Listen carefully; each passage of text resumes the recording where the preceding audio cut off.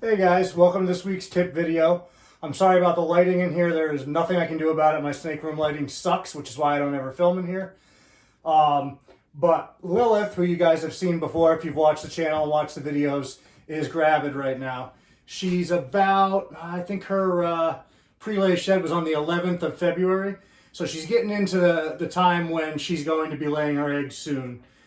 Typically with short tails, I've had it anywhere from 26 days post-shed to, I think my longest was 52. Typically though, I find between like 27, 28, and 35 is where they're most likely to do it most of the time. I do have a hot spot on her. Obviously not right now, I have her bin pulled down. But I do have a hot spot on her this time of year, which I normally don't. And nothing crazy. I just give her about 2 degrees above what the room's at. Just enough. She's probably on it about 60% of the time, I would say. Some of my females, when they have the hot spot, when they're gravid, will be on it 100% of the time or just about, other than to go get water. Some of them don't use it at all. Lilith's been on about 60% of the time from what I've seen. Obviously, I'm not home during the day. But, you know, when I'm here, I kind of observe her patterns, and some days she's on, some days she's off. So one of the things that I do is normally her hot spot's going to be on this end of the cage. So normally I have her water dish somewhat close to it, enough to where it's not on it, but it's near it. But now that I'm going to go ahead and give her some nesting material, I've got the water dish on this side. One of the things you want to be mindful of when you have gravid females is they do need clean fresh water. Not that snakes don't normally need clean fresh water, but it's even more important when they have eggs in there. You want everything to stay lubricated, everything to stay good, make sure that they're drinking. And short tails already really like fresh water. So if you do it, you know, every day, every other day, depending on how your setup is, and you know, you don't want to over disturb them either, but you do want to keep that in there. So what I do is, first of all, there's extra layers of paper down. So there's a lot of layers of paper here. If you keep going and going and going, it's a lot of layers. So if she wants to go between the layers, she can. It's a pain in the ass for me, because then it's hard to see when she's coiled, just coiled, and when she's coiled around eggs, especially if they go between layers of paper. But the most important thing is having them feel comfortable and feel like they have a spot to lay. Some people do nest boxes, some people do different things. I found with short tails, most of them will lay, you know, either right on the bare plastic or they're going to lay on the paper.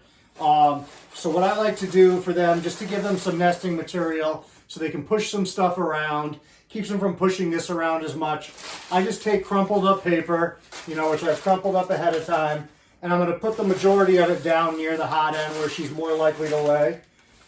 She'll move it around as she sees fit. But it's just something to let them go through their natural instincts of, you know, creating a nest site of where they're going to lay their eggs. And it's also something where if she goes to the bathroom, I don't mind just throwing it out and replacing it.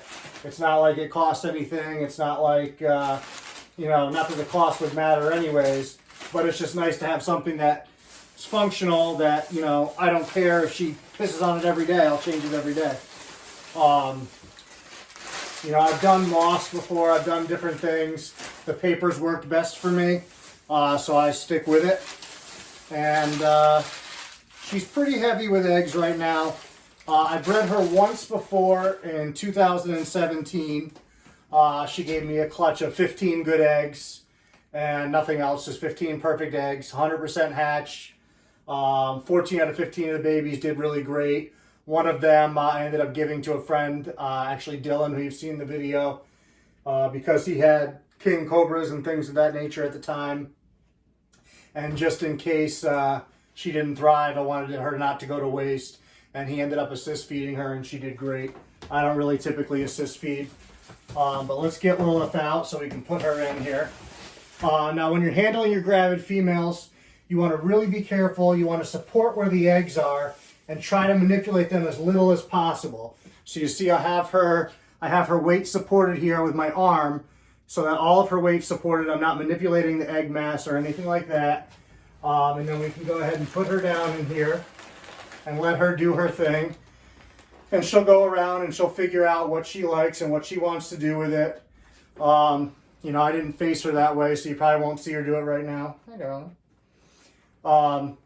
Also, when you're going to deal with them with egg pulling, hopefully I'll be able to do a video on egg pulling for you. How you doing? But your relationships with your females really come into play when it's time to pull those eggs, because they're going to have motherly instincts. They're going to want to protect those. And so the better the relationship you have with them, usually the easier it is for you to go ahead and deal with them and remove those eggs. So that's really important. That's something that I work on all the time, is my relationships with my breeder girls. Obviously, I spend time with all my snakes, but especially them. I make sure that we establish a good rapport so that when it's time. Where are you going? I don't know where you're going. Huh? Do you know where you're going? I don't want her moving that egg mass around too much. Obviously, she knows what's best, so she's not going to do anything really to hurt them, but I try to limit it. Hey, look. Hey, look. We're going to start building a nest. So I'm going to put her top on, because now she's got it in her head that she's going to go make a nest somewhere, because she is at that time. And obviously, I don't want her making a nest somewhere random in the room. So we'll turn her around, let her see that she's got some material to play with there. And they're stubborn, so she's going to keep going where she thinks she needs to go.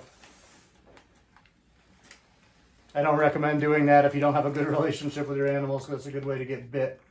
But obviously, her and I are pretty good, so I'm not concerned with it. So we'll cut that short, but I just wanted to show you guys how I set it up.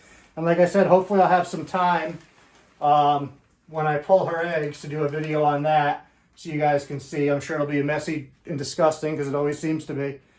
But yeah, that's something that hopefully I'll be able to share with you guys. Hopefully in about, 6 to 20 days, she should be doing that. All right? We'll see you.